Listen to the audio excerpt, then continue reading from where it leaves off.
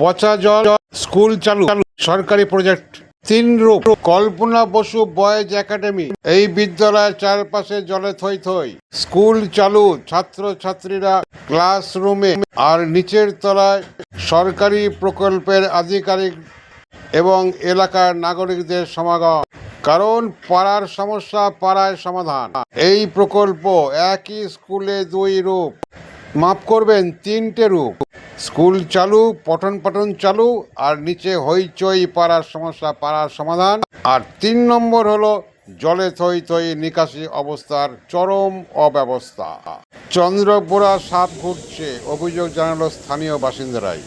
ঘটনাটি আপনারা দেখছেন, কিন্তু এটা হুগলি জেলারই বৈদ্যবাটি পৌর এলাকার 22 নম্বর ওয়ার্ডের চিত্র দেখছেন আপনারা। ইএনসি নিউজ বাংলা থেকে আমরা একটু অন্যরকম, আমরা 2 চোখ দিয়েই দেখি। ভালোকে ভালো বলি, মন্দকে মন্দ বলি। আমাদের ক্যামেরা ঘুরছে সর্বত্র, তবে ভালো চিত্রও আছে।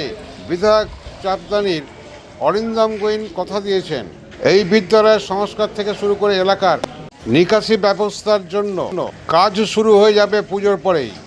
পৌর প্রধান পিন্টু মাহাতো একই আশ্বাস দিলেন। এবারে শুনুন এলাকাবাসী এবং স্কুল কর্তৃপক্ষের তারা কি বললেন। এখানে তো যা জলের সমস্যা, বিশেষ করে স্টুডেন্টদেরকে ওখানে ওই জল ঠেঙিয়ে যেতেই হবে।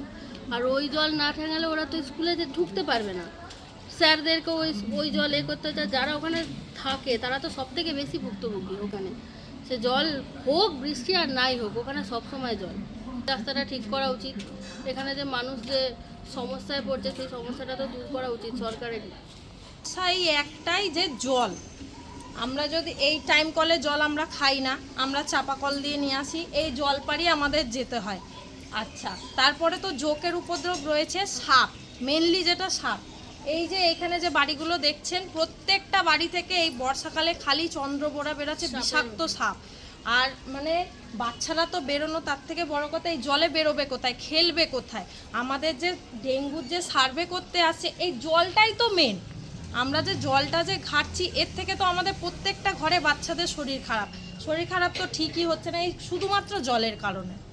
আর মানে জল যদি বৃষ্টি হয় তো একরকম আমরা মানিয়ে নেব, কিন্তু আমাদের বৃষ্টি না থাকার কারণেও ওখানে জল। আর সামনে একটা স্কুল রয়েছে, ওনারা তো আরও বেশি ভালো বলতে পারবেন। হ্যাঁ, এইখানে মানে আপনারা এই কথা, এই জলের কারণে স্কুলের স্টুডেন্টগুলো কমে যাচ্ছে। এখন হার্ডলি মনে হয় 20 থেকে 25 জন স্টুডেন্ট আছে। আপনারা এটা কথা কাউন্সিলর বা জানিয়েছিলেন?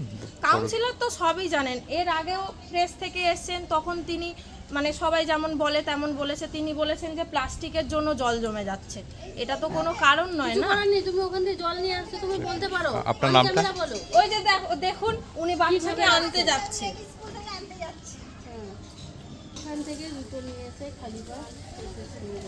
আপনার নামটা? আমার নাম প্রিয়া রাহা। মানে ছাত্রছাত্রীরা আসে কীভাবে? উপর দিয়ে আসি, আমরাও ভেবে আসি। মানে এটা তো সমস্যা, তো আপনাদের সমস্যা জানিয়েছেন? এটা আপনারা জানিয়েছেন? হ্যাঁ, আমরা জানিয়েছি, আমরা সবাইকে জানিয়েছি। আমাদের ডাইরেক্ট জানাতে পারি না, আমরা আমাদের ম্যানেজিং কমিটি জানিয়েছি। ম্যানেজিং কমিটি সেই অনুযায়ী কাউন্সিলরকে জানিয়েছেন, চেয়ারম্যানকে জানিয়েছেন, এমএলএকে জানিয়েছেন। এমএলএ যা খবর পেয়েছি, এমএলএ আমাদের সঙ্গে কথাও হয়েছে। উনি বলেছেন যে পুজোর পর থেকে কাজ আরম্ভ হবে, কাজ হয়ে গেলে এটা জলটা জমাটা বন্ধ হবে।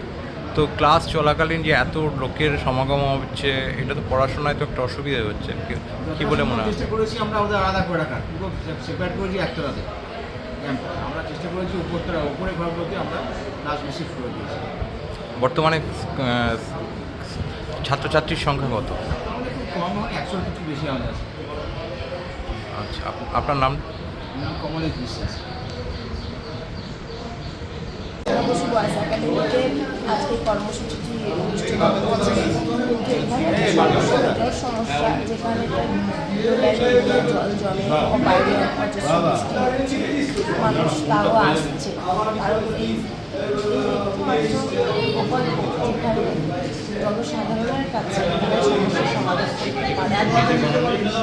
অধিকার আমাদের সেই জন্য প্রকল্পের নাম আমাদের পাড়া আমাদের সমাধান।